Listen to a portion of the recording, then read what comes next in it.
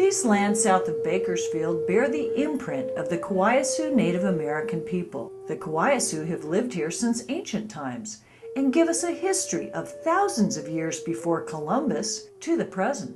As you drive along the freeway in Kern County, California, you'll see a sign that reads Tejon Ranch since 1843. In 1843, Mexico controlled all of these lands. The Spanish-Mexican Treaty guaranteed that the Kawaiisu tribal people could occupy their ancient tribal villages and could maintain their hunting rights over several million acres. Today, 146 years later, a conglomerate of corporations and county and federal agencies are proposing to bulldoze thousands of acres of this pristine land. Tejon Ranch Corporation and their partners plan to erect private access gated communities with water-hungry golf courses and swimming pools. For Kawaiisu elder David Laughing Horse Robinson, the prospect of bulldozing this sacred land is personal. Well, this is our reservation, and the history of the Tejon Sebastian Reservation is painful. My relatives were killed here, and the survivors were driven off. The genocide of the Kawaiisu people began with the westward movement for the California Gold Rush. The number of tribal lives shattered accelerated as California campaigned to become a state. This is land with an historical legacy for Californians and U.S. citizens. There are pre-Columbian pictographs, petroglyphs, burial grounds, and village sites throughout the property. Cultural resource record searches indicate that anywhere from 121 to 500 prehistoric archaeological sites have been documented on the property, and less than half of the acreage has been surveyed. In ancient times, the Kern River filled this valley with a 100 square mile lake that was 50 feet deep. Kawaiisu made tule boats to hunt ducks, geese, antelope, and deer. In 1775, Pedro Fages documented his visits with the Kawaiisu as he explored the area for Spain. A year later, in 1776, Father Francisco Garces traveled the region and kept a diary. Garces created a decenio of their territory, mapping Kawaiisu villages of Cobaji, Niwachi, and Quabajai.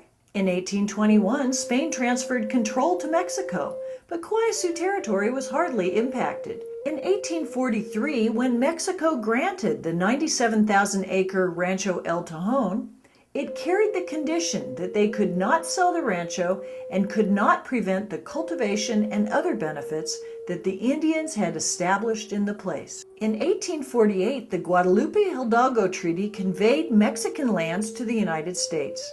The treaty protected the indigenous people, their lands, villages, and subsistence areas. In 1850, California became a state. Native Americans outnumbered the Europeans and had a language diversity that has never been documented on any other continent. The Kawaiisu were still maintaining their territory mapped by Father Garces, almost 20 million acres stretching from Death Valley to the Pacific Ocean.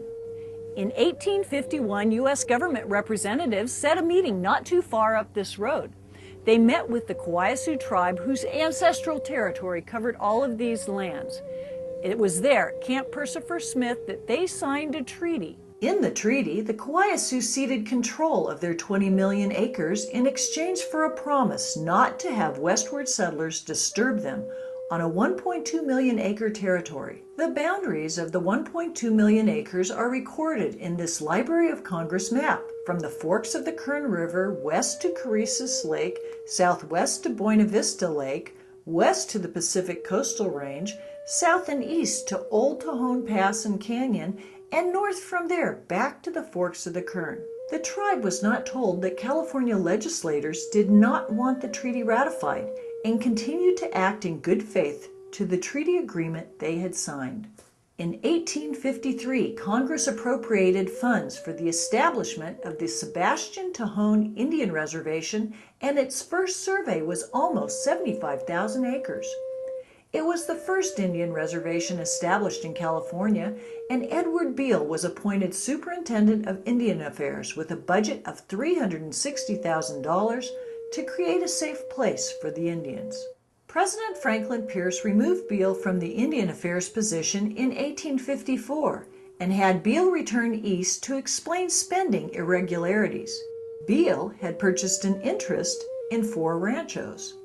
In 1855, Congress proposed a reduction in the size of the reservation to 25,000 acres. In 1861, Beale's colleagues successfully campaigned to have him become Surveyor General of California. As new settlers homesteaded California's lands, the Kawaiisu became the targets of an anti-Indian sentiment. The Kawaiisu felt the settlers were violating the treaty, and conflicts arose. In 1863, California volunteers set out to forcibly relocate more Kawaiisu to Sebastian Tejon Reservation. Tribal members were collected from the Owens Valley, Cozo and Panamint Mountains, the Mojave Desert, and the Kern River Valley. Several hundred Kawaiisu were massacred. The relocation walk to the reservation was as deadly as the East Coast Trail of Tears. After the Indian death toll became known, many ranchers were angry about the slaughter. The military abandoned their Tejon Fort outpost in 1864 and sent the soldiers out of the area. Edward Beale's Rancho El Tejon employees then forced the Kawaiisu Indians from the reservation. President Lincoln removed Mr. Beale from the position of Surveyor General that same year after publicly stating, "I understand you are monarch of all you survey." In 1866, Kern County was established, and Edward Beale took up permanent residency on the 4 Tejon ranchos.